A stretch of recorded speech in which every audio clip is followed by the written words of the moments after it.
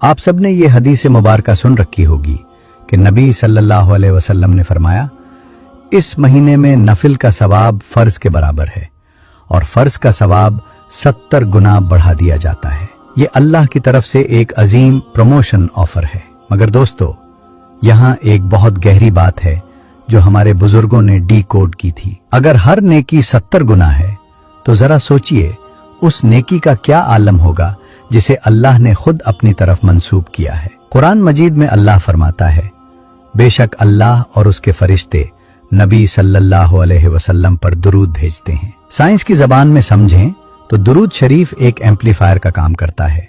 रमजान में दुरूद पढ़ना ऐसा है जैसे किसी चलती हुई लिफ्ट को अचानक रॉकेट फ्यूल मिल जाए। जब आप रोजे की हालत में दुरूद पढ़ते हैं तो आप सिर्फ एक नेकी नहीं कर रहे होते, बल्कि आप इस डिवाइन एक्शन यानी अल्लाह के फेल का हिस्सा बन जाते हैं जिसकी कोई हद और लिमिट नहीं है। आज मैं आपको बुजुर्गों और औलियाउल्लाह के वो राज बताऊंगा जो उन्होंने सदियों की इबादत के बाद ढूंढे। वो लोग रमजान में आम लोगों की तरह सिर्फ तस्बीह नहीं गिनते थे, बल्कि उनके पास एक मखसूस स्पिरिचुअल कोड था। वो जानते थे कि रमजान में दुरूद शरीफ पढ़ना अल्लाह की रहमतों को डायरेक्ट डायल करने का फार्मूला है। इस वीडियो में हम पर्दा उठाएंगे कि कैसे रोजे की पाकीज़गी और दुरूद का नूर मिलकर आपके डीएनए तक को बदल सकते हैं। वो कौन सा मखसूस वक्त है जब बुजुर्ग दुरूद का विर्द कभी नहीं छोड़ते थे। अगर आज आपने ये सीक्रेट समझ लिया तो आपका इस बार का रमजान सिर्फ भूख और प्यास का नाम नहीं रहेगा,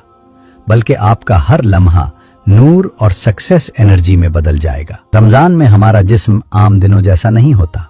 नबी सल्लल्लाहु अलैहि वसल्लम की हदीस मुबारका हमारे लिए बुनियाद है। रमजान में नफिल का सवाब फर्ज के बराबर और फर्ज का सवाब 70 गुना बढ़ा दिया जाता है। मगर बुजुर्गों ने इसमें एक और हिडन लेयर और पोशीदा पहलू ढूंढा है। उनका कहना है कि जब आप रोजे की हालत में होते हैं तो आपका जिस्म तज़किया यानी पाकीज़गी की हालत में होता है। आपका पेट खाली है, आपकी ख्वाहिशात कंट्रोल में हैं और आपका पूरा सिस्टम मादी दुनिया से कटकर इलाही दुनिया से जुड़ रहा होता है। अब यहाँ आती है वो बात जो आपका रूहानी मुनाफा, रिटर्न ऑन इन्वेस्टमेंट बदल देगी। जब आप इस प्योरेस्ट स्टेट और पाक तरीन हालत में दरूद पाक पढ़ते हैं तो आपकी आवाज की फ्रीक्वेंसी कायनात में इतनी तेजी से सफर करती है कि ये बराह रास्त अर्श मौला तक पहुंचती है। बुजुर्ग फरमाते हैं कि रोजादार की जबान से निकलने वाला दरूद फरिश्तों को भी हैरान कर देता है, क्योंकि इसमें भूख और प्यास की मिठास शामिल होती है। जब जिस्म मिट्टी की ख्वाहिशात, खाना पीना से आजाद होता है तो रूह की परवाज बुलंद हो जाती है। इस वक्त एक बार पढ़ा हुआ दरूद आम दिनों के हजारों दरूद पर भारी पड़ जाता है। रोजा आपके जिस्म को साफ करके एक खाली बर्तन बना देता है और दरूद इस बर्तन को नूर से भर देता है। जब खालीपन और नूर मिलते हैं तो करिश्मों का ज़हूर होता है। दोस्तों, ये तो थी सवाब की साइंस और ROI। हमने सवाब और फ्रीक्वेंसी की बात तो कर ली, मगर बुजुर्गों की असली हिकमत इससे भी कहीं गहरी है। वो लोग रमजान को सिर्फ एक महीना नहीं, बल्कि अपनी रूह को सोने, गोल्ड में बदलने की एक लेबोरेटरी समझते थे। इस बात की गहराई को समझें। रोजा दरअसल एक स्पिरिचुअल डिटॉक्स है। ये आपके अंदर से दुनिया की लालच, पेट की ख्वाहिश और नफसानी गंदगी को निकालकर आपका बर्तन यानी दिल साफ कर देता है। मगर सिर्फ बर्तन साफ होना काफी नहीं, उसका कीमती होना भी जरूरी है। इसे एक मिसाल से समझें। तसव्वुर करें आपके पास एक पुराना और जंग आलूद आईना है। रोजा उस जंग को उतारता है।